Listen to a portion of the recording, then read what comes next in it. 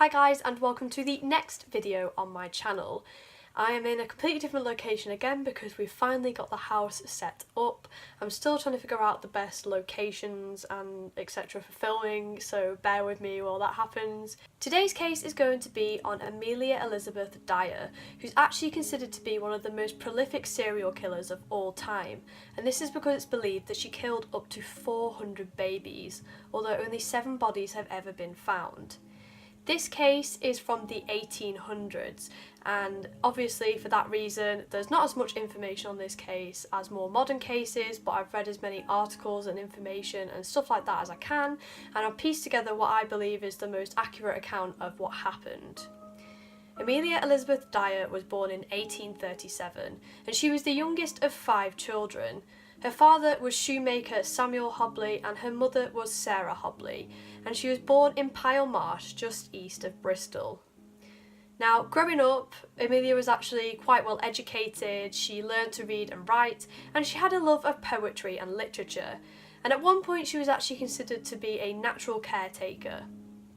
However, Amelia's childhood wasn't always the easiest.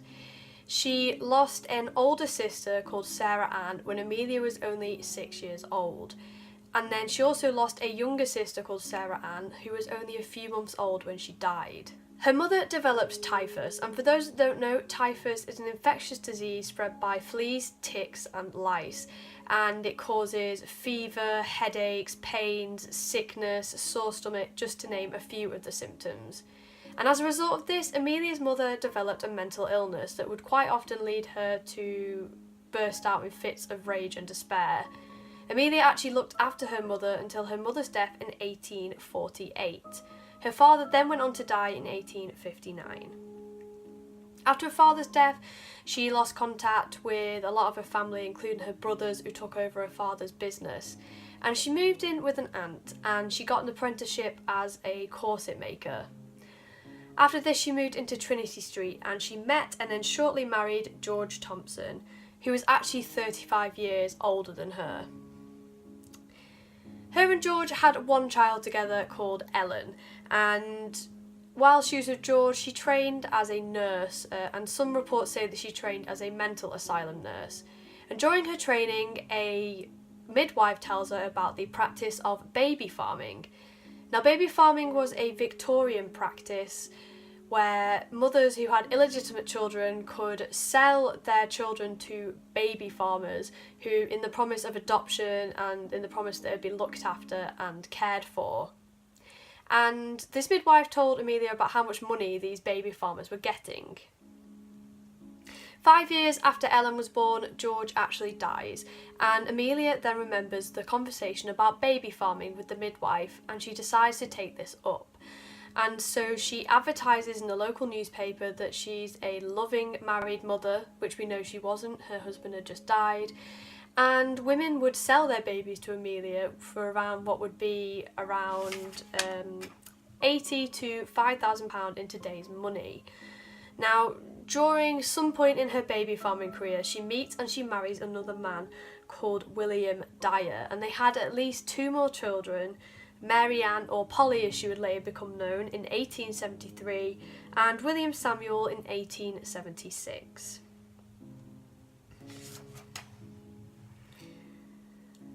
So Amelia realised that she could make more money with this baby farming by simply not looking after the children, and so she would leave them to die through neglect and starvation.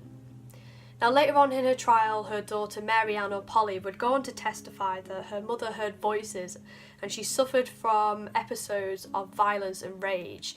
She threatened to kill her own family and her own children, and even attempted to kill Mary Ann, or Polly, once.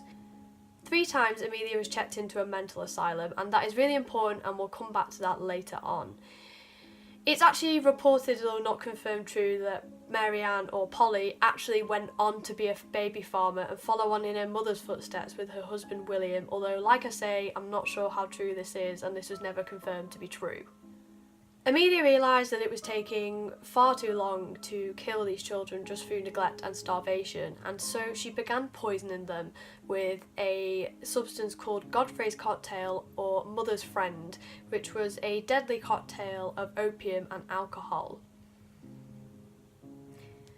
Amelia would actually call the coroner to confirm these deaths each time one of the children in her care would die, and she would pretend to be upset and shocked that this child had died. In 1879, a doctor actually becomes suspicious about the number of children that are dying in Amelia's care, and so he contacts the police. The police do an investigation, and Amelia simply gets sent to a labour camp for 6 months for neglect. Of course, when she comes out of the camp, she is straight back to baby farming.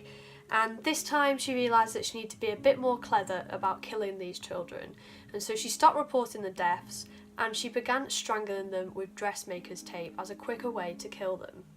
She disposed of the bodies herself to avoid getting caught. She would wrap them in linen cloths or brown paper packaging and dump them across town, dump them in a river, or bury them on her own property. If a parent asked for their child back, Amelia would simply return a random child.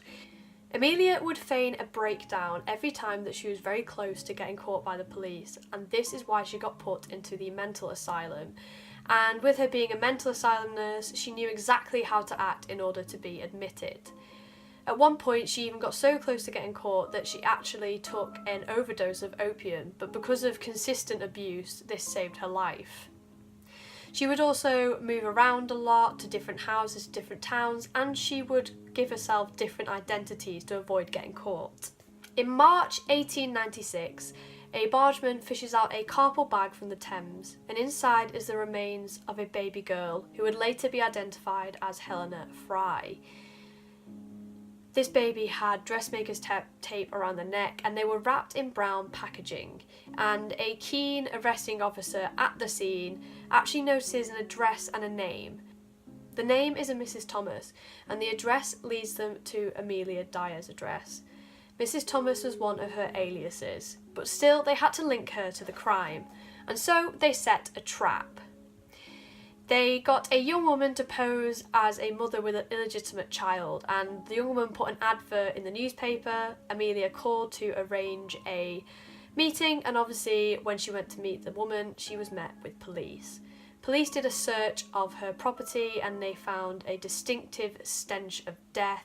They found adverts relating to baby farming. They also found telegrams about adoptions and letters from mothers asking about their children. Dyer admitted that she had killed those babies, and she chillingly said to the officer that she could identify that they were hers from the white tape around their necks. It took 5 minutes for a jury to find Amelia guilty. She tried to claim insanity as her defence and only took responsibility for the first child that was found. However, the jury saw straight through this. They knew that she had faked these breakdowns. Dyer was hanged by James Billington at the Newgate prison on the 10th of June 1896. When asked if she had any last words, she simply replied, "I have nothing to say." She then became known as the Ogress of Reading and inspired a popular ballad which reads as follows: "The old baby farmer, the wretched Miss Dyer. At the Old Bailey her wages is paid. In times long ago we'd a made a big fire and roasted so nicely that wicked old jade." As a result, adoption laws were actually made a lot stricter, and it gave the police the power to police baby farms and check that no abuse was going on. However, this didn't stop the cases from happening. 2 years after Dyer's hanging, railway workers at Newton Abbot in Devon come across a parcel, and inside the parcel is a 3-week-old baby girl, alive but cold and wet, and she goes on to survive. Turns out that this baby was sold to a Mrs. Stewart for £12, and a lot of people actually believe that this Mrs. Stewart was Amelia's daughter, Mary Ann or Polly, continuing on in her mother's trade, but again this has not been proved.